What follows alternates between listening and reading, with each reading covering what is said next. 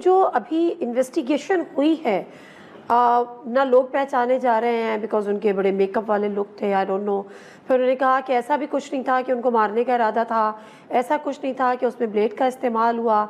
तो फिर इन्वेस्टिगेशन कुछ आपको बताया गया है कि अभी किस स्टेज पर है?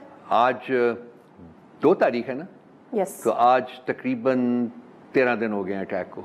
मेरे साथ किसी ने कोई राब्ता नहीं किया, किसी किस्म का कोई राब्ता नहीं किया। एक मैंने न्यूज़ चलते देखी थी कि मैं कोऑपरेट नहीं कर रहा। भाई कोऑपरेट तो उस वक्त करूँगा जब कोई राब्ता करेगा।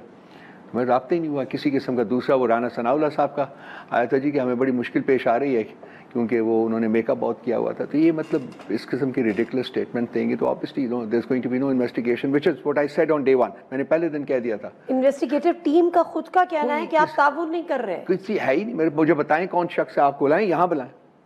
किसने मुझे फोन किया है? कोई कौन मेरे Nobody पास contacted you so far. No contact at all, no contact at all. आप उनको दोबारा देखेंगे तो पहचान लेंगे? उन जिन्होंने अटैक किया था, मेरे दिमाग के ऊपर नक्श है उनकी शक्लें। तो फिर भी किसी ने मतलब करे राब्ता ना, कोई नहीं मुझसे किया। राब्ता तो करे ना। मैं वही तो कह रही हूँ कि आप उनको पहचान सकते हैं, बिल्कुल। You can recognise them, but still nobody contacted you up. Nobody. और स्टेटमेंट ये आ रहे हैं कि जी चूंकि उनके मेकअप थे तो पहचानने में नहीं आ रहे। तो भाई जिस पे अटैक हुआ उससे तो पूछ लो। ऑब्वियसली वो मतलब मकसद ये है कि जी वो नहीं करना चाहते, तो फिर उसके पीछे हाथ डिस्कवर करें कि किसके अब हाथ मैं है। तो आपसे ये नहीं पूछूंगी कि आपका शक किस पर है, I don't want to say anything. I don't want to say anything. Exactly